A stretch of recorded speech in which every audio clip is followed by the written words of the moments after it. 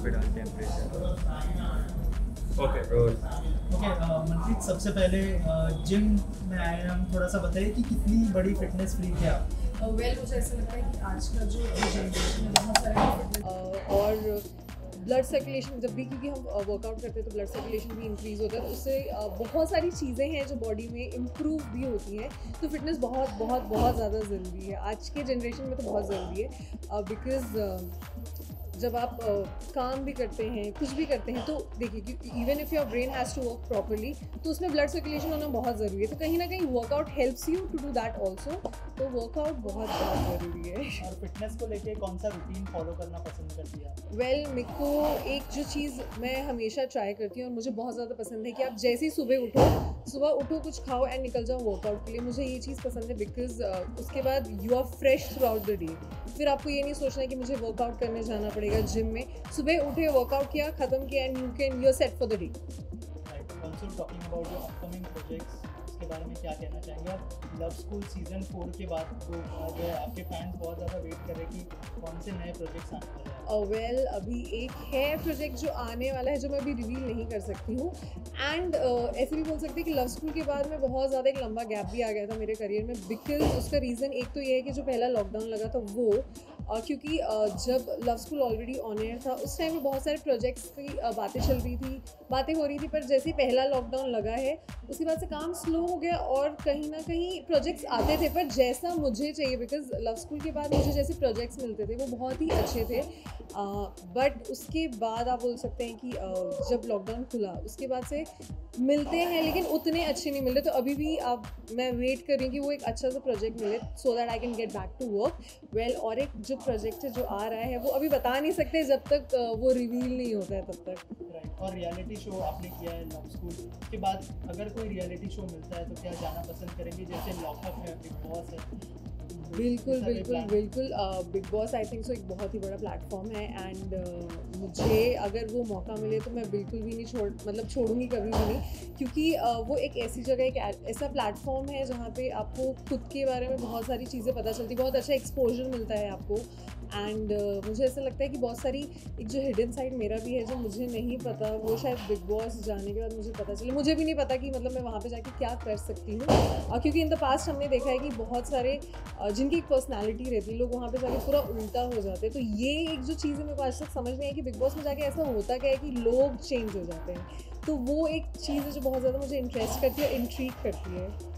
और social media के जो ट्रोलर्स है उसको कैसे डिफेंड करते हैं या फिर कैसे उनको हैंडल करना पसंद करते हैं? मुझे लगता है जो इंस्टाग्राम के जो ट्रोलर्स है ये जितने भी लोग रहते हैं या फिर जितने भी लोग ट्रोलिंग करते हैं, सबसे पहली बात वो सारे फेक आईडी से करते हैं। और ये सारी बातें पहले भी बहुत सारे सेलिब्रिटीज़ ने बोली है, बट ऐसा है कि जब आप फेस करते हैं, इनिशियली जब आप फेस करते हैं तब आपको समझता नहीं है, बट एक टाइम के बाद समझ में आ जाता है कि ये जितने भी लोग रहते हैं सारे फेक रहते हैं एंड मतलब वेले हैं, कोई काम धंधा नहीं है इनको, तो इनको बैठ के सिर्फ एक बात चाहिए रहती है, पकड़ के मजाक उड़ाते हैं। तो मेरे को लगता है इग्नोरेंस इज ब्लिस, इसमें आप ये बोल सकते हैं कि इग्नोर कीजिए और खुश रहिए। राइट। ऑल्सो रिसेंटली मतलब उमर के बारे में जब बिग बॉस से बाहर आए थे तब आपने कुछ कहा था और उसकी वजह से बहुत ज़्यादा ट्रोल किया था, तो वो सिचुएशन के बारे में अगर कुछ शेयर करना चाहें?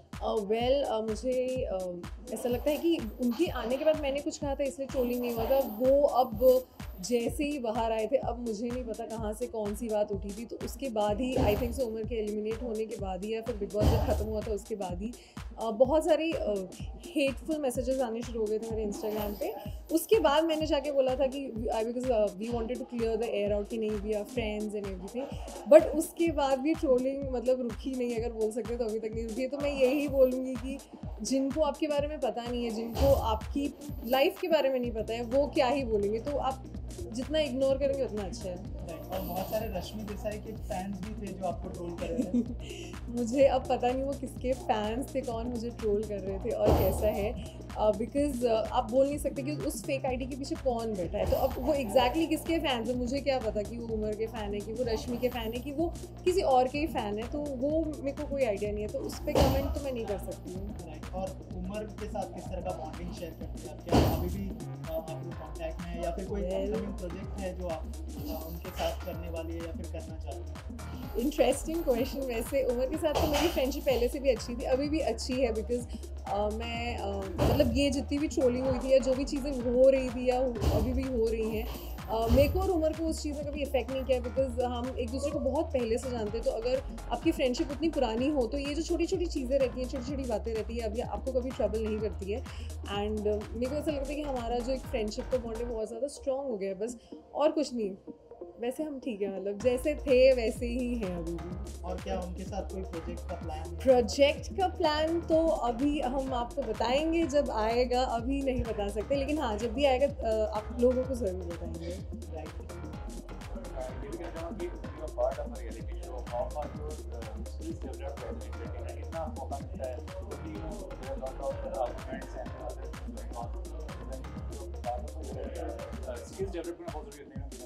वेल रियलिटी शो जो मैंने किया है लव स्कूल रियलिटी शो जैसे, मतलब it's not easy to do a reality show, because बहुत सारी चीज़ें रहती है, मतलब टाइमिंग्स जो रहती हैं, शूट टाइमिंग्स कभी कभी 16-16 घंटे चले जाती हैं, हमारे फ़ोन्स हमारे पास नहीं होते हैं और हमको एक जगह पे रख दिया जाता है। तो उस टाइम पे कैसा रहता है कि जब 16 आवर्स शूट, जैसे बिग बॉस कैसा, बिग बॉस के घर में कैमराज लगे हुए हैं, लेकिन जो MTV के रियलिटी शोज़ रहते हैं उसमें ऐसा है कि आप पहले शूट करते हैं, फिर उसके बाद आप फिर से वापस आते हैं, फिर आपको VD के लिए बिठाया जाता है, एंड वो कंटिन्यूसली रहता है और आपको तैयार भी होना है, बहुत सारी चीज़ें चलती रहती है बीच बीच में, तो बहुत ज़्यादा हेक्टिक होता है। उस टाइम पे सबसे बड़ा स्किल एक जो डेवलप करना मैंने जो सीखा है वो है पेशेंस, कि आप पेशेंट भी रहें, क्योंकि बहुत बार नींद भी नहीं पूरी होती, लेकिन उस थकावट में भी आपको continuously you need to show your emotions, मतलब आप चुपचाप नहीं बैठ सकते। एक रियलिटी शो है, वहाँ पे आपको लोग देखने आए हैं, क्यों देखें आपको, जब उनको आपकी पर्सनालिटी पसंद आएगी तो ही देखेंगे। तो ये एक जो चीज़ है पेशेंस जो मैंने सीखा है वो मैंने एक्चुअली रियलिटी शो से सीखा है। एज एन एक्टर कौन इंस्पायर करता है? एज एन एक्टर, फीमेल या मेल? फीमेल। वेल मेरे को पर्सनली मुझे कैटरीना कैफ बहुत ज़्यादा पसंद है, बिकॉज वो बहुत ज़्यादा हार्ड वर्किंग है एंड वो इतने टाइम से इंडस्ट्री में है, लेकिन उनके अंदर एक जो फायर है वो अभी तक है, मतलब अभी तक ख़त्म नहीं हुआ है, और वो फिटनेस फ्रीक भी। मेरे को दिशा पाटनी भी है, बट मेरे को लगता है कैटरीना कैफ उनमें जो एक डिसिप्लिन है और एक जो जुनून है कि वो अभी भी उस चीज़ को कंटिन्यूसली कर रही है इतने साल से, तो मुझे वो बहुत ज़्यादा पसंद है। लास्टली जो आपने अपकमिंग प्रोजेक्ट्स के बारे में बताया, ऐसा कोई ड्रीम डायरेक्टर है जिसके साथ काम करने का प्लान है आपका? वेल